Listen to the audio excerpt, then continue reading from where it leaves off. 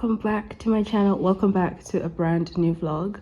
This morning I'm about to go for my walk. I'm very surprised to have to put my sweater on my waist because it is really warm, uncharacteristically so, because autumn has been cold right off the bat, like since mid-March. So to be having this weather at the end of April is nice, but also very surprising. But I do notice around Easter it always gets really cold, and then around the long weekend of April, May, it's like nice and warm. So anyway, I am going to take it.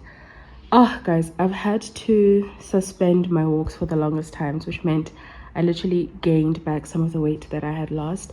But now my knee is feeling better. A lot of you will remember in June last year I fell so badly. I twisted my ankle, I busted my knee, I busted my jeans. It was bad. But now I think I'm getting much stronger, and I'm now starting to get back into my long distance walks and all that stuff. Hopefully soon I'll also be able to walk on the incline on the treadmill, because I've been wanting to try out the 12-3-30. One of the things that really helped with my weight loss in 2022 was my like treadmill routine, if you can put it like that. But anyway, I'm not taking this little man because we do our walks at a different time and also at a different place. This one is just for me. And I'm also glad about that, because you know, when you're walking with the dog, your attention has to be on the dog and on other dogs, because where I live, some people like to walk their dogs off leash, which annoys me to no end. Today, I think the title, as you would have seen, is the books that assisted me, that helped me, the productivity books that changed my life. So I think I'll just talk about one right now, and that is James Clear's Atomic Habits, because I'm about to apply one of the principles in his book. The aspects that James Clear talks about in his book Atomic Habits is the idea of habit stacking, which is pairing a habit that you don't necessarily enjoy or that you have to do with a habit that you absolutely love to do. So an example of this would be if you don't like working out but you love podcasts, to listen to podcasts while you're working out. That's the basic premise of everything. Now, I don't not like my walks, but sometimes I find I can't walk further just on motivation. So I've got a really lovely playlist. Sometimes I'll do an audiobook. And today I just decided to do a new playlist called Autumn Winter 2024. I like to do that. It's like those are the songs that will then mark that season, and so I really enjoy doing that, and that helps me walk for longer. And I do the playlist exactly the length of time that I want to walk, so that I listen to all the songs, and by the time it ends I'm like, oh, my walk is done. So that is an idea of that. Another way you could do that is I actually advised my one friend was she said she didn't like drinking her vitamins in the morning, and I was like, why don't you pair it with your morning coffee? That way you can't drink the vitamins before you drink your coffee, which is something that I do because I love coffee, but sometimes it's forgettable, and also it's just not the most enjoyable thing, taking your vitamins. So that is habit stacking, and that helps you to just get the things done that you don't necessarily enjoy because you're doing something else, or your mind is focusing on the thing that you do like.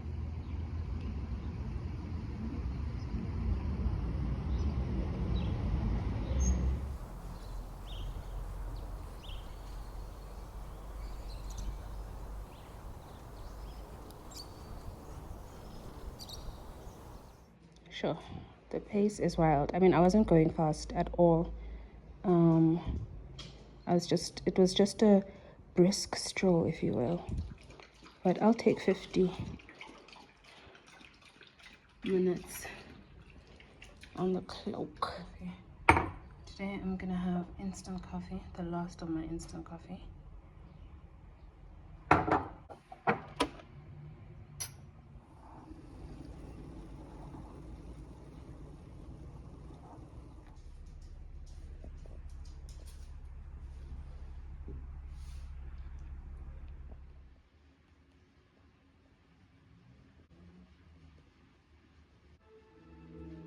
Hello, my love. Welcome to Guided Affirmations by Lavender.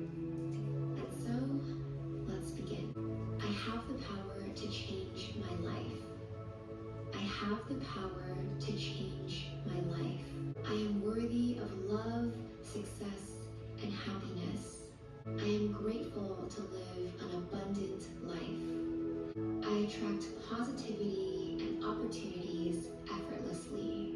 Every day, in every way, my life gets better and better.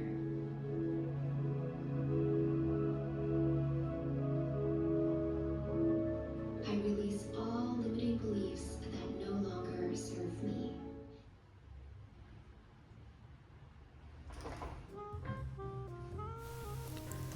A book that I actually have forgotten to include in this list is The Power of Now, A Guide to Spiritual Enlightenment by Eckhart Tolle. Now, I'm sure I've spoken about this book before, and also I'm sure many of you have heard about this book before, but it's basically a book about observing your thoughts and not letting your thoughts be the master of your world. Not letting your thoughts dictate your emotions, not letting your thoughts take over your mind, your thinking. And one of the quotes that I actually enjoyed from this book is a quote that goes as follows: whenever you're able to observe your mind, you are no longer trapped in it. And so you guys have seen me multiple times in these vlogs journaling, meditating, doing positive affirmations, basically priming my mind every single day and trying my best to stay on top of my mental health.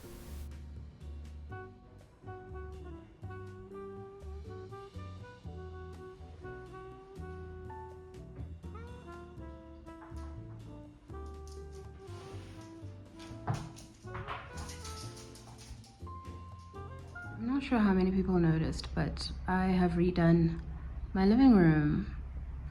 I took the couch from the office and I took my 2 tub chairs from that used to be in my chambers but that were in storage, and I took the rug that was in my chambers and rejigged my living room. I love it. Okay, I am about to get started with breakfast. So for breakfast, I'm gonna do poached eggs in here, and then I am going to saute my tomatoes in some butter and some harissa and some other herbs, including garlic, and then I'm just gonna spread that over avo and the bread. And the bread that I'm using today is this beautiful bread. So I am going to toast my bread.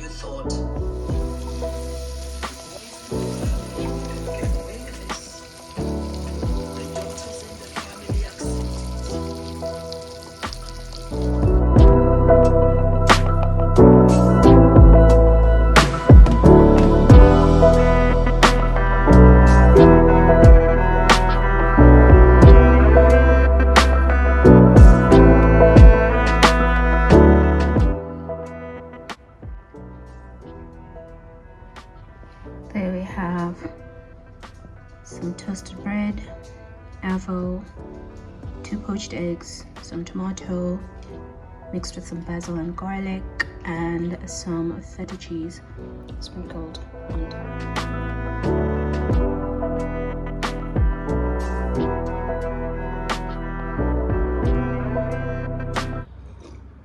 Second book that has really helped with my productivity is this one. Okay, it is called The Life-Changing Magic of Tidying by Marie Kondo. I do think that I've spoken about this book before, but basically it's supposed to be an organization book. It's supposed to be more of a self-development book, but I felt like it really helped with my productivity. Now I'll explain why. So I think it's no secret, I've spoken about the fact that I do suffer from quite a lot of anxiety. It's much better now. I think I've got it under control as much as I can, but I'm someone that just grew up very anxious, just overthinking everything. Now I think a lot of people would have said, I think recently Emma Stone, the actress, talked about how anxiety can be a really good aid if used right. And that's true, because you're so overly anxious, you want everything to be perfect, you rethink and think over everything 3-4 times. And so with a job like law, that really comes in handy, because that means you're meticulous, that means you're thorough, that means that you see things and find things that other people wouldn't. That means you think of all angles and different strategies and ways that things could go wrong, and so you prepare for them. It's really a really good thing. But the other side of the coin is that it can be really, really, really crippling if not managed, if not recognized for what it is, etc. Anyway, I say all this to say, the way that my anxiety sometimes comes up, I used to not be able to see, because I would have a helper, so like a cleaner. And so I wouldn't notice that I was starting to get messier and messier, because my mind was starting to get cluttered and starting to get into that unhealthy space. Because usually if you overwork, you can actually ignore a lot of your problems. You can ignore the fact that you're depressed. You can ignore the fact that you are spiraling. You can ignore the fact that you are in psychosis with some people. You can ignore quite a lot, because you're just focusing on your work and you're not really looking at other things. And so if you're someone that has suffered from depression or depressive episodes, or if you're someone that, you know, their anxiety presents itself in different ways, one of the ways is through extreme clutter. You just become so messy, you cannot be bothered to pick up anything in your room. Nowadays, I think a lot of the content that's popular is called depression cleaning, where a cleaner goes into someone's house and you are amazed at the amount of clutter that has built up. And it's just, to a quote-unquote normal person, it is unthinkable. But to a depressed person, or to a person that is currently having an anxiety-fueled spiral or episode, it looks normal. And so for me, when I used to have helpers, I just wouldn't be able to spot it until it would be too late, until really and truly I was just in the worst place mentally. So I made the decision 3 years ago to stop having help. And so I was like, okay, how can I get my house clean? And how can I, because I wanted to be able to spot it as it was building, because I can now almost preempt it. Like I can see, oh, I'm starting to leave more things out on the counter. Oh, I'm starting to leave my clothes on the floor of my bedroom. I then start saying, oh, something must be wrong. And I start really working through that. Like, what's going on? Why are you getting into this way? Like, what's bothering you? What's eating at you? And normally I'm able to work through it before it gets to be a problem. And when I first started that journey of keeping my place clutter-free and looking at different strategies of organization and how I could do that, this was the book that really, really helped. She's got a lot of different concepts in her book, but if I were to summarize it in a sentence, I would say the book is about a clutter-free space being a clutter-free mind. And so that's why I'm saying, like, whenever I'm starting to spot clutter, I'm like, what's cluttering your mind? What's cluttering your mind? And I'm able to easily try and nip that in the bud before it gets crazy. Now, I don't always get it right. Sometimes things are really just too stressful. But with the Marie Kondo method, because it's one declutter at once, right? The whole thing is for everything to have a place. And so even where I start to see, oh, I'm starting to clutter, I then do just a clean sweep. Let's say it's my kitchen. Everything has a place. My pots have a place. My plates have a place. Nothing is just out there, and that is a concept I learned from here. And so it's much faster for me to clean up my living room, to clean up my kitchen.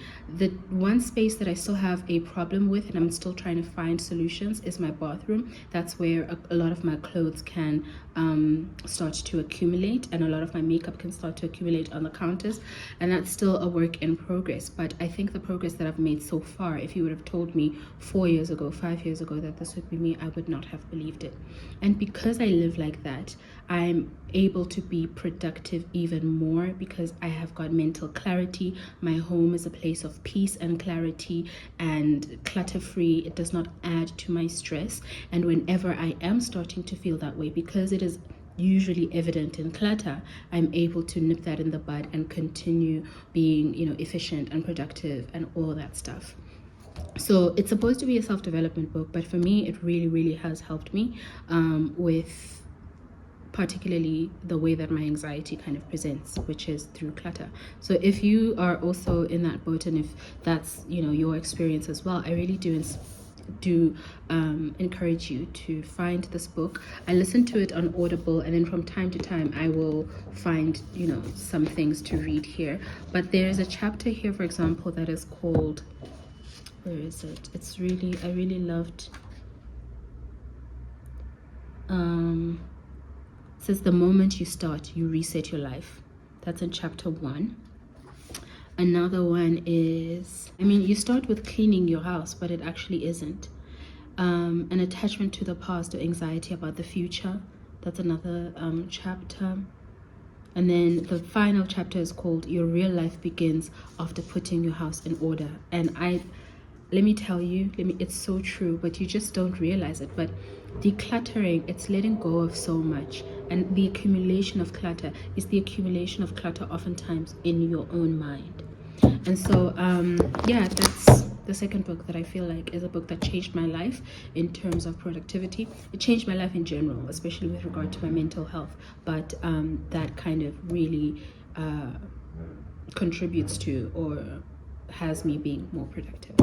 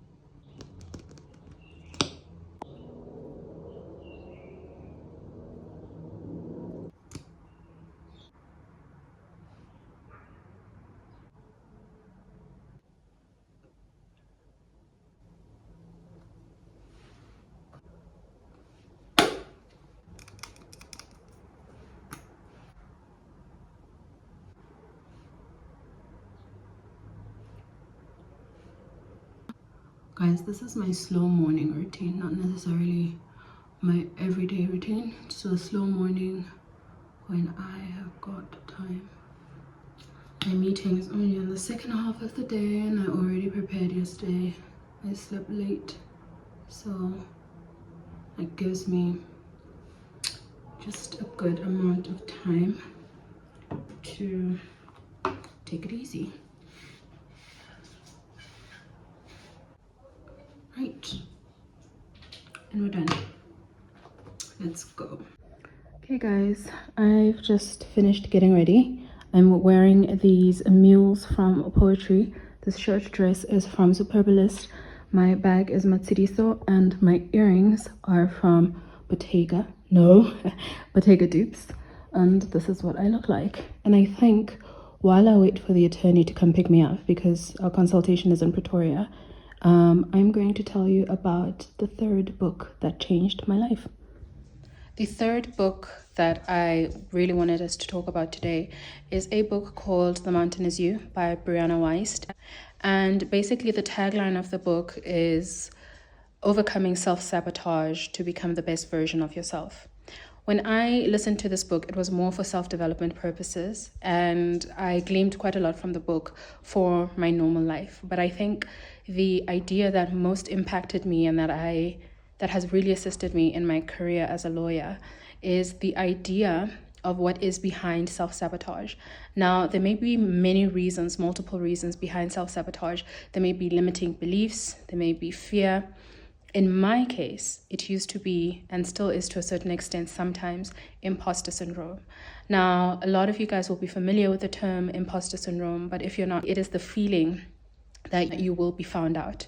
And so you grapple with this anxiety or fear that at some point the other shoe is going to drop and you're going to be found out. People are going to know that you were never qualified for this job. People are going to know that you were never the qualified individual to be handling this matter, whatever the case may be. But you feel not just inadequate, but in an almost crippling sense of inadequacy, not belonging, and also fear and anxiety that you are going to be found out. Now, it is very important, especially as you get more and more successful, to identify these feelings and deal with them as soon as you can, because you will invariably self-sabotage if you do not nip this in the bud and handle these feelings as soon as they crop up. And so this book is really, really helpful in this regard, and it really helped me look at ways to get to the bottom of why certain feelings were there and what was bringing them up, whether it was something in my immediate environment or something in my inner world. Sometimes it can be childhood, sometimes it can be high school, sometimes wherever it is, or wherever that may be, but certain feelings have a root, and it's very important to get to the bottom of that root. Something else that I often used to use as a method of self-sabotage was procrastination.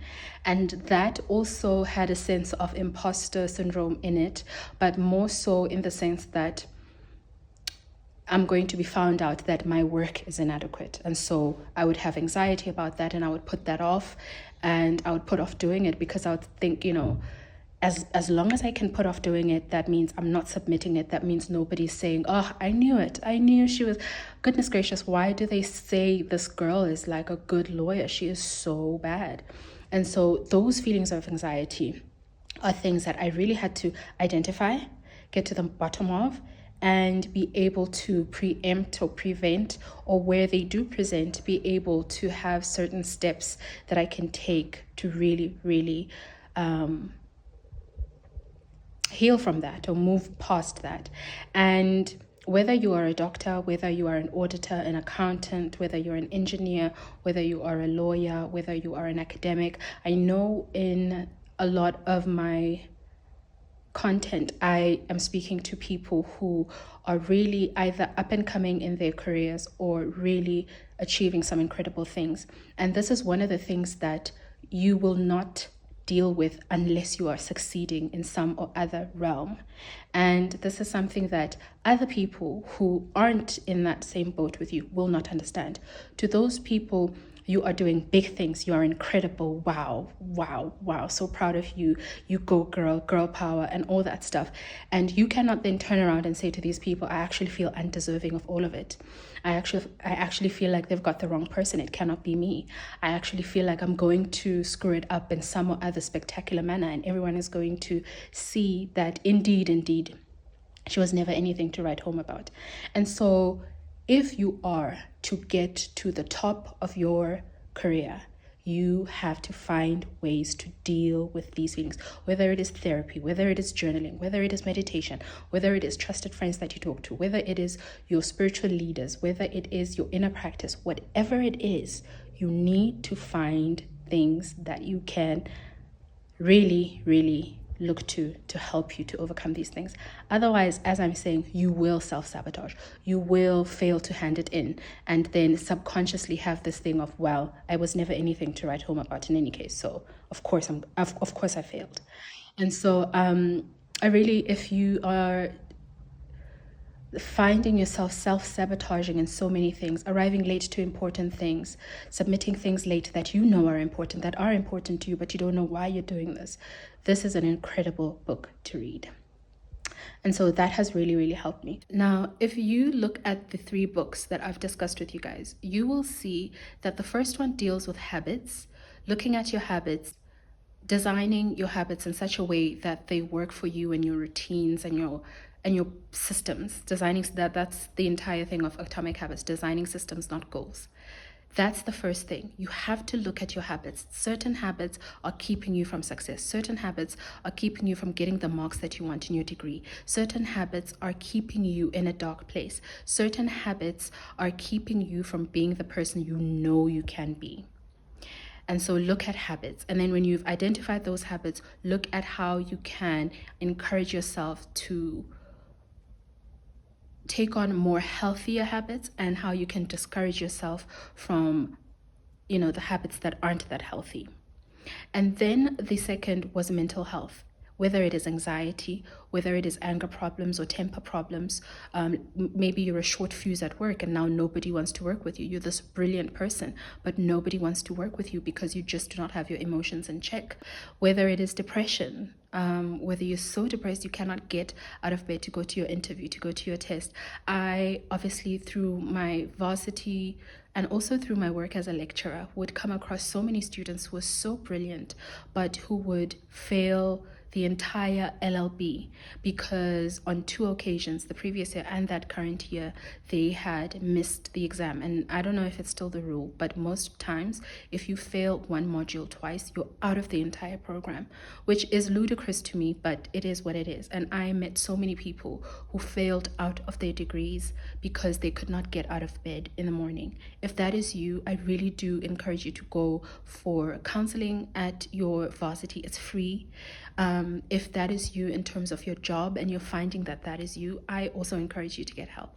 And so that is the second book. It has to deal with your mental health. So you look at and get on top of your habits, you get rid of your bad habits, and then you look at your mental health and you deal with those things in your mental health that are most pulling you down or dragging you down or trying to really get in the way between you and your highest potential. And then finally, certain things within your career that are hindering you, whether it's this feeling of, because of where you grew up, because of where you come from, you're in a space where you feel like you don't belong there, you don't deserve to be there.